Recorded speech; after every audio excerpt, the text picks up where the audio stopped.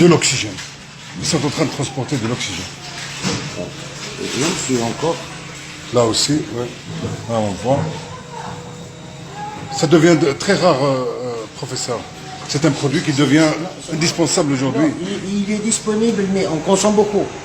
Ouais. Alors, tout le service, il est doté d'un circuit d'oxygène central, mais c'est des malades qui nécessitent parfois des doses tellement élevées qu'on leur rajoute encore sur place une autre bouteille. Donc, c'est des malades qui vont de 40, 50, 60 litres par minute. Ce qui veut dire que c'est une demande que c'est normal qu'on consomme assez. Et vous voyez, toutes ces bouteilles sont en plus de la réserve centrale. Vous êtes submergé, professeur. Ben, qu'est-ce que vous voulez? On a un afflux, on a un nombre de malades qui est élevé, des malades graves, et on est obligé de faire face, on est obligé de faire face. Des malades graves, les catégories d'âge, professeur? Toutes les catégories d'âge, les plus tarés et les plus âgés sont encore les plus difficiles à prendre en charge, et en réalité, on fait un travail de réanimation, parce que si on envoyait tous ces malades en réanimation, on sait que la réanimation est surchargée, donc on essaie de faire un petit peu le travail de la réanimation ici à Noxos. La situation est grave, professeur. La situation est grave, mais elle n'est pas insurmontable. Il faudrait penser vraiment à trouver d'autres solutions de rechange et le plus vite possible pour soulager justement ces malades. Très bien. On dit que, en fait, avec cette troisième vague, les malades nécessitent beaucoup d'oxygène. Nécessite beaucoup d'oxygène parce que... On n'a pas vécu ça, en fait, au niveau plutôt lors des deux précédentes vagues. Oui, parce que c'est la caractéristique du variant qui diffuse très vite. Aussi le nombre de malades qui arrivent d'un seul coup. Et c'est des malades généralement qui désaturent progressivement. Ils sont pris en charge à leur domicile en attendant qu'ils s'améliorent. Alors lorsqu'ils ne s'améliorent pas, la maladie est d'emblée diffuse. Donc ça nécessite beaucoup d'oxygène. On perd des malades faute d'oxygène, professeur? Chez nous, ici, je ne peux pas parler pour les autres. Au niveau national, vous êtes... Ici, chez nous, on n'a pas eu de perte à cause d'un manque d'oxygène.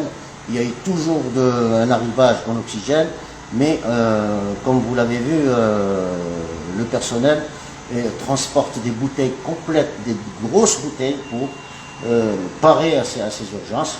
Mais les malades, lorsqu'ils arrivent au stade de réanimation, on est obligé de les envoyer en réanimation, même s'ils prennent ici chez nous des doses importantes d'oxygène. En fait, professeur, pour être clair, moi, lorsque je dis si on perd des malades faute d'oxygène, en fait, je sais, moi, en fait, personnellement, je sais qu'on a des quantités importantes de vaccins. Mais, par exemple, lorsqu'il n'y a pas de lit, lorsqu'un malade désature, il arrive, il lui faut de l'oxygène, il meurt, donc il meurt. Il meurt parce qu'il n'a pas trouvé une source d'oxygène. Oui. Donc c'est un problème en fait. Alors, pour bien définir les choses, lorsqu'il arrive, il ne trouve pas d'oxygène, il s'aggrave. Moi je dirais qu'il s'aggrave. Il s'aggrave, oui. Je ne vais pas être péjoratif pour dire qu'il meurt, mais je dis qu'il s'aggrave. Et lorsqu'il s'aggrave, ça veut dire que sa destination, c'est la réanimation. Et lorsqu'on arrive à la réanimation, vous savez tous que c'est un état qui est critique. Et la conséquence, s'il y a mort... Il y a pas de parfois, il meurt dans l'ambulance, puisqu'il n'y a pas de place. Des malades qui tournent à Alger ou ailleurs pour trouver des places. Là aussi, c'est le parcours du combattant, un parcours d'un marathonien qui manque d'oxygène. Vous imaginez, voilà. Un marathonien, vous lui dites, faites le marathon, mais il n'a pas d'oxygène. Qu'est-ce qu'il va faire? Il va tourner jusqu'au moment, lorsqu'il arrive dans un état critique, dans un pavillon des urgences, destination réanimation. Donc voilà, c'est que la prise en charge précoce n'a pas été assurée. Voilà. Très bien. Il faut prendre précocement ces malades pour les mettre sous traitement, pour les hospitaliser, pour les mettre sous traitement, pour leur donner de l'oxygène, pour qu'ils n'arrivent pas justement à cet état critique où en général on perd nos malades.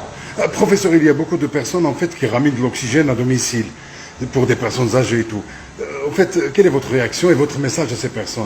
C'est une fausse sécurité parce qu'il n'y a pas que l'oxygénothérapie à domicile qui sauve les malades. N'oubliez pas que c'est des malades âgés et qui ont d'autres comorbidités. Donc il faut leur régler leur diabète, leur régler leur tension artérielle, leur régler leur insuffisance rénale, leur régler aussi les comorbidités qui peuvent accompagner cet état. Et donner de l'oxygène, c'est une fausse sécurité à domicile, je dis bien. Très bien. Par contre, ces malades qui sont âgés, qui ont ne serait-ce qu'une atteinte minime, qui désaturent, qui ont des comorbidités, nécessitent absolument une hospitalisation. Excellent. Une hospitalisation. Absolument. C'est en fait dangereux de les garder à la maison. C'est une fausse sécurité que de prendre que de l'oxygène. Il y a peut-être 1 ou 2 sur 10 qui peuvent s'en sortir, mais le reste vont être obligatoirement acheminés, alors dans ce cas-là, directement en réanimation. Très bien. Professeur, ce qu'on n'arrive pas à comprendre, en fait, il y a, vous venez de le dire, c'est un parcours du combattant pour trouver aujourd'hui une place au niveau des services de réanimation. Tous les services de réanimation au niveau national sont saturés et au ministère de la Santé, on nous donne 45 malades en réanimation. Professeur, comment voyez-vous ces chiffres communiqués quotidiennement par le comité scientifique? Je pense qu'il faudrait changer de... Bon, c'est mon avis, hein, je donne un conseil à personne, mais il faut donner les chiffres, même, c'est vrai qu'on ne donne que les chiffres prouvés par PCR, mais on sait qu'on ne fait pas de la PCR partout, et tous les jours, et par conséquent, le nombre de malades réels est beaucoup plus élevé. Moi, je préfère donner le vrai chiffre à la population, parce que la population, moi je remarque que la population écoute les pouvoirs publics, ça c'est une bonne chose. On leur dit voilà, le chiffre est bas, donc la population se relâche. Mais si, regardez ces derniers jours où la population est en train d'observer l'augmentation foudroyante des cas et des décès, la conséquence, il y a une reprise de conscience extraordinaire durant ces 2-3 jours. Donc ça veut dire que la population n'attend que le chiffre vrai pour qu'elle prenne ses précautions. Si on leur dit que bon, il n'y en a pas beaucoup, ben, les gens se relâchent et là je pense que la population est à la hauteur de la nature ou de la communication qui est donnée par les pouvoirs publics. Donc à travers ces chiffres, donc ils sont responsables de ce relâchement constaté sur le terrain? Ben, la population, comme j'ai dit, elle écoute les chiffres qui sont donnés par les pouvoirs publics et elle agit en fonction de ces chiffres. Si vous lui dites qu'il y en a beaucoup, ben, les gens ils ont peur, ils se rétractent, ils vont faire appliquer les mesures barrières, en attendant, bien entendu, la solution vaccinale qui est la solution qui va nous apporter tous du bien, mais en attendant, il y aura des dégâts.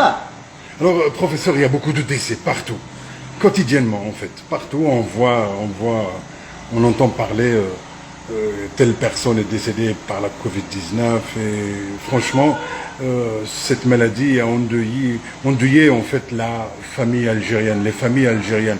Professeur Kheloui, aujourd'hui, quelle est l'urgence? Ben, l'urgence, je pense que c'est le retour au standard. Devant toute maladie infectieuse, il faut prendre des mesures d'hygiène et les mesures de distanciation. Ça a un effet immédiat sur la transmission du virus. Alors je dis immédiat.